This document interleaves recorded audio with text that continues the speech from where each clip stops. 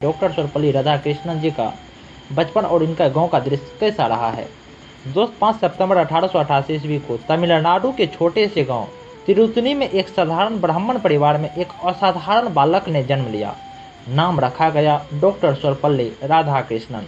गरीबी थी, संसाधन नहीं थे, पर आंखों में सपने थे और दिल में ज्ञान की भूख थी। उनके पास किताबें नहीं थी, लेकिन उनकी जिज्ञासा ने उन्हें हर चीज से सीखना सिखा दिया। एक बार उन्होंने अपने दोस्त की पुरानी किताबों में दर्शन शास्त्र पढ़ा और वहीं से शुरू हुआ एक ऐसा सफर जो उन्हें सिर्फ भारत नहीं बल्कि पूरे विश्व में आदर दिलाने वाला था।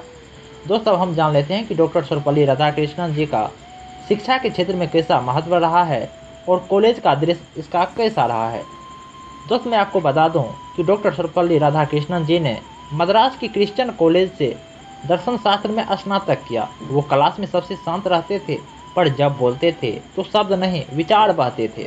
उनकी सोच गहराई लिए हुई थी। वो मानते थे कि शिक्षा का उद्देश्य केवल जानकारी देना नहीं है। शिक्षा का उद्देश्य केवल जानकारी देना नहीं है, बल्कि मनुष्य को बेहतर बनाना है। उन्होंने कहा था, हमारे डॉक्टर सर्वपल्ली राधाकृष्णन जी ने कहा था, teacher should be the best mind in the country. इसका कहने का अर्थात उन्होंने बताया, कहने का अर्थात शिक्षा देने का कार्य किसी भी सामान्य व्यक्ति का नहीं होना चाहिए। जो व्यक्ति बच्चों का भविष्य गढ़ते हैं उन्हें खुद ज्ञान, चरित्र और सोच में सर्वोत्तम होना चाहिए, क्योंकि वही आने वाले पीढ़ियों को दिशा देते हैं। उसे ही शिक्षक होना चाहिए और वो खुद इस बात का जीता जागता उदाहरण बन गए। और दोस्तों, अब हम जान लेते हैं कि डॉक्टर सर्वपल्ली राधाकृष्णन जी का शिक्षक से कैसे राष्ट्र निर्माता तक उनका सफर कैसा रहा है। दोस्त, मैं आपको बता दूं कि डॉक्टर सर्वपल्ली राधाकृष्णन जी शिक्षक नहीं थे, वो आत्मा के स्पर्शकर्ता थे। उन्होंने दुनिया को भारतीय दर्शन का गुड संदेश दिया। उन्होंने ऑक्सफोर्ड, कैम्ब्रिज और कई अंतर्राष्ट्रीय मंचों पर भारत का नाम रोशन किया। देश उन्हें इतना चाहता था कि उन्हें भारत का उपराष्ट्रपति के बाद भी दूसरा राष्ट्रपति बना दिया। लेकिन सोचिए दोस्त, जब एक राष्ट्रपति से पूछा गया कि, कहने का था दोस्त, जब डॉक्टर सर्वपल्ली राधाकृष्णन जी से पूछा गया कि क्या हम आपके जन्मदिन धूमधाम से मना सकते हैं क्या, तो उन्होंने क्या कहा, अगर आप मेरा जन्मदिन मनाना चाहते हैं ना, अगर आप मेरा जन्मदिन मनाना चाहते हैं ना, तो इसे शिक्षक दिवस के रूप में मनाइए। तब से लेकर आज तक हर साल 5 सितंबर को भारत एक शिक्षक को याद करता है, क्योंकि वो सिर्फ राष्ट्रपति नहीं थे सर, वो देश के गुरु थे। अब दोस्तों, हम जान लेते हैं कि डॉक्टर सर्वपल्ली राधाकृष्णन जी का विचार और उनके जीवन से क्या आपको प्रेरणा मिल सकती है, वो हम जान लेते हैं। दोस्त, मैं आपको बता दूं कि डॉक्टर सर्वपल्ली राधाकृष्णन ने कहा था, हमारी समस्या यह नहीं कि हम क्या करते हैं, हमारी समस्या यह नहीं कि हम क्या करते हैं, बल्कि यह है कि हम उसे क्यों और कैसे करते हैं।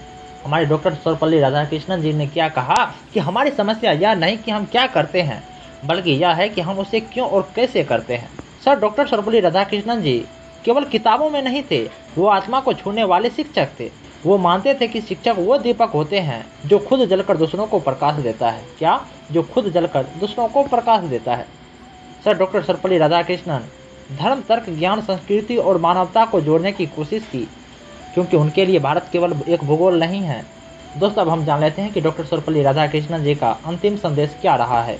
आज जब हम तेजी से बदलती दुनिया में जी रहे हैं, जहां शिक्षा एक व्यवसाय बनती जा रही है, डॉक्टर सर्वपल्ली राधाकृष्णन जी की याद दिलाती है कि शिक्षक सिर्फ नौकरी नहीं करता, वह राष्ट्र का निर्माण करता है। आइए आज हम प्रण लें कि हम अपने शिक्षकों को आदर करेंगे, ज्ञान को सिर्फ नहीं बल्कि जिम्मेदारी को समझेंगे और खुद को बेहतर इंसान बनाएंगे, क्योंकि एक शिक्षक एक किताब बदल सकता है, एक किताब एक बच्चा बदल सकती है और एक बच्चा पूरा राष्ट्र बदल सकता है। सर, डॉक्टर सर्वपल्ली राधाकृष्णन जी एक नाम नहीं है, एक युग है, एक प्रेरणा है। और दोस्तों, आपको यदि डॉक्टर सर्वपल्ली राधाकृष्णन के जीवन से कुछ भी थोड़ा सा भी सीखने का मौका मिला है तो आप डॉक्टर सर्वपल्ली राधाकृष्णन की जय हो जरूर कमेंट में लिखें। दोस्तों, यदि आपको यह वीडियो पसंद आया होगा तो आप इस चैनल को लाइक, कमेंट, सब्सक्राइब जरूर करेंगे। नमस्कार।